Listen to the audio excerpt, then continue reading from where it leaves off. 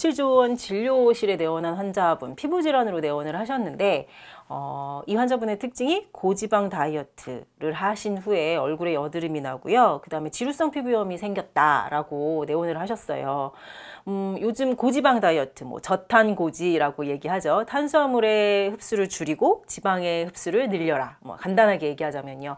그래서 용어 그대로 뭐 고지방, 뭐 육식 위주, 뭐 기름류 이런 것들을 먹게 해라라는 것들이 이제 고지방 다이어트, 저탄고지 다이어트의 기본인데 아무래도 이제 현대인들이 간단한 생활 식사나 식습관을 하다 보니 뭐 탄수화물에 대한 노출이 많아지고 빵이라든지 밀가루 음식이라든지 단 당류라든지 이러다 보니까 당에 대한 노출이 많아지면서 과잉 흡수된 당이 인슐린의 분비를 촉진시켜서 지방으로 흡수된다라는 이론에서 반대 이론으로 이제 탄생한 것이 아무래도 고지방 다이어트, 저탄고지 다이어트일 것입니다. 그래서 그리고 또 한 가지 저탄고지 다이어트가 나오게 된 이유는 아무래도 이제 단백질의 흡수, 지방하고 단백질은 보통 같이 가기 때문에 단백질의 흡수를 높여서 근육량을 높여라 라는 것들이 이제 트레이너들이 주로 강조하는 바이기도 해서 이런 고지방 다이어트가 나오게 된 배경일 것 같은데요.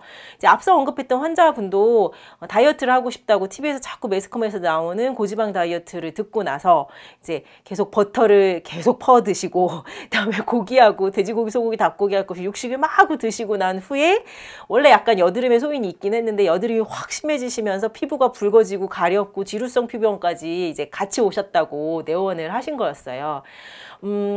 뭐 저탄고지 다이어트, 고지방 다이어트가 옳으냐 그르냐를 다 떠나서 우선 이제 저희가 피부건강법에서 강조하는 것은 적절하게 정확한 체질을 진단한 후에 체질에 맞는 식생활을 하자는 것이죠.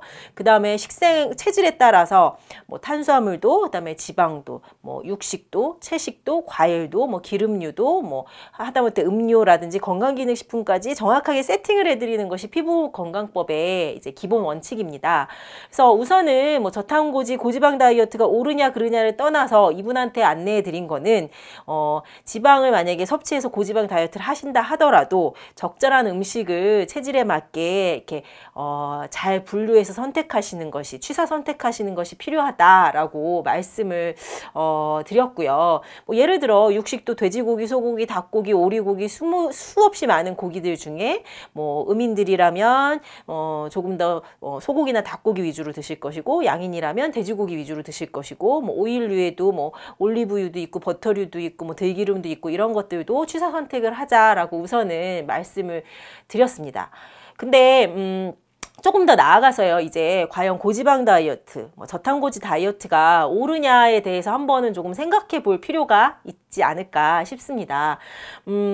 특히나 피부질환이 소인이 있거나요, 혹은 혈관질환, 뭐 자반증이나 이런 질환들이 소인이 있으신, 유전적으로든 체질적으로든 뭐 과거력이든 있으신 분이라면 저는 저탄고지, 고지방 다이어트는 특히나 조금 조심하시라고 권해드리는데요. 아무래도 과잉 흡수된 지방질, 지질은 피부의 지질의 침착이나 뭐 이런 것들을 유발시키고요. 그 다음에 혈관에 쉽게 얘기해서 불순물이나 찌꺼기 뭐 이런 것들, 혈전이나 염증 유발 물질을 영향을 줄 수밖에 없겠죠. 그로 인해서 뭐 혈관염이라든지 혹은 피부 질환들, 뭐 여드름이라든지 피부의 염증 반응들이 일어날 수 있는 환경이 쉽게 노출될 수밖에 없습니다. 따라서 조금 피부 상태가 안 좋으신 분이라면 특히나 저탄고지, 고지방 다이어트는 조금은 피하시는 게 우선 좋을 것 같고요. 또 한 가지는 편향된 식단은 저는 그렇게 좋지 않다고 보는데요. 고지방 다이어트가 유행을 하게 된 그런 배경은 아마도 이제 현대인들이 많은 탄수화물에 노출이 된다. 그리고 과잉 흡수된 탄수화물이 지방질이 된다. 즉 이제 아무래도 현대인들이 뭐 과자나 빵이나 패스트푸드나 이런 것들에 대중화된 식단에 노출이 되다 보니까 그거에 의한 반대급부로 고지방 다이어트가 나오게 된 배경도 있지 않을까 싶습니다.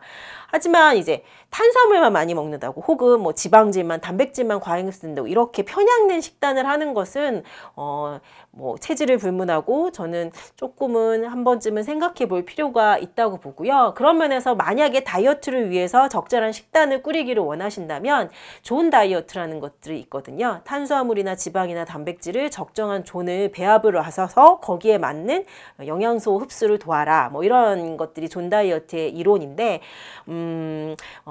그런 영양소의 균형 잡힌 식단을 조금 더 꾸리시는 게 건강을 위해서도 피부를 위해서도 다이어트를 위해서도 좋지 않을까라고 생각이 듭니다.